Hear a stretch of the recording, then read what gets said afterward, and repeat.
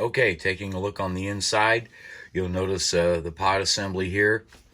This is the red one, and according to their catalog, this is the hard. There's two other versions that they're creating, but this is the hard one, and that's what's installed in the car, and that's fine. Seems okay to me. You have some optional holes back here if you want to change things around or add them, and you can also add a suspension kit. We might get to that later, but out of the box it doesn't come with that, of course. I've loosened it up a little bit. We have plenty of float, not a problem there. We already showed you that.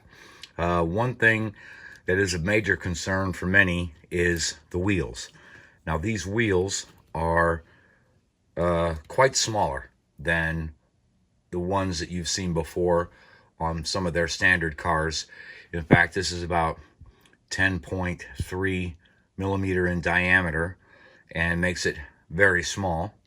The other thing is that these ribs here for the air gap are slightly wider than the wheels before it. And what that really equates to is no aftermarket tires.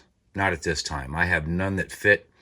And to me, I think, personally, I just think that's a mistake on their part.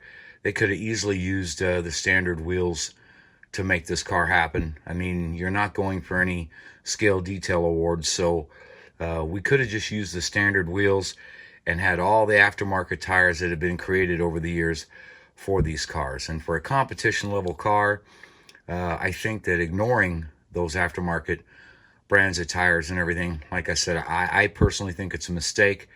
Not everyone likes to run the NSR rubber, even though these seem to be pretty good. Haven't really tested them yet, but you know, there are clubs that run silicone only. Some people use urethanes, and it's just about options, more options for the racer, not just a brand specific. You know, with NSR, is we just like options. So I think that, you know, in my opinion, like I said, I think this was kind of a mistake. But then again, if you like the NSR product tires and that's what you're going to use, then there's no issue at all, is there? So anyway, that's just something that you need to be aware of.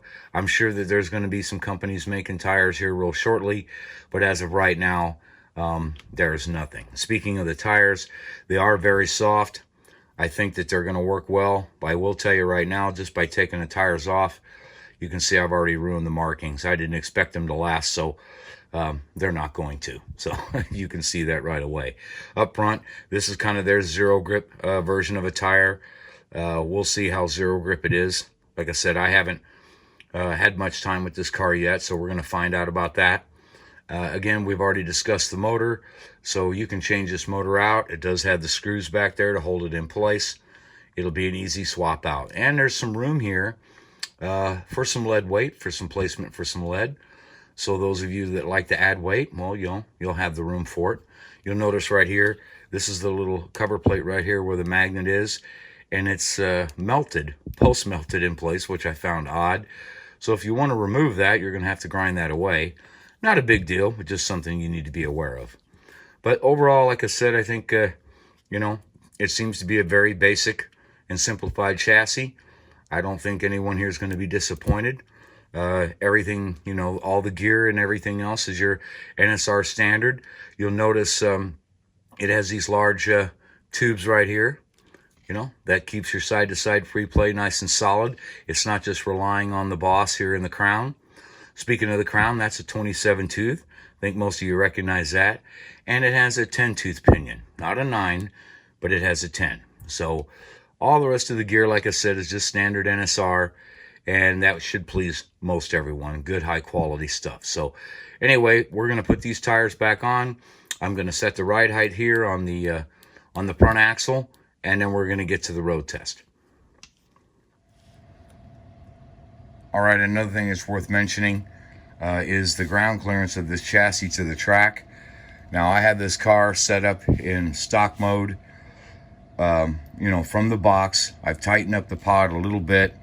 I still have a little bit of play, not much.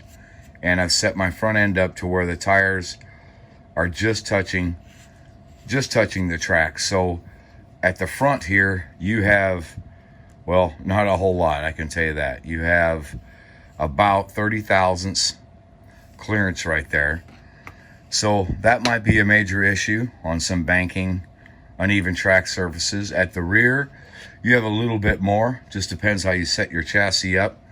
I've made my own shims here that I use for measuring, and the rear of this right there is just about 1.65, 1.64 millimeter. So any lower than that, you start sanding these tires to bring the diameter down.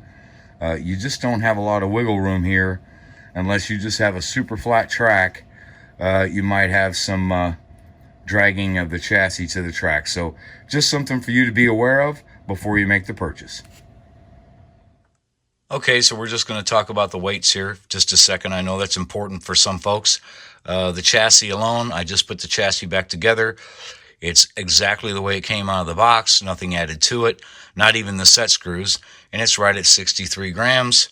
And we'll just throw the body on here, and we're looking at 10 grams, 11 grams, so 73, 74 total, give or take. That's a pretty good, pretty good weight for a car.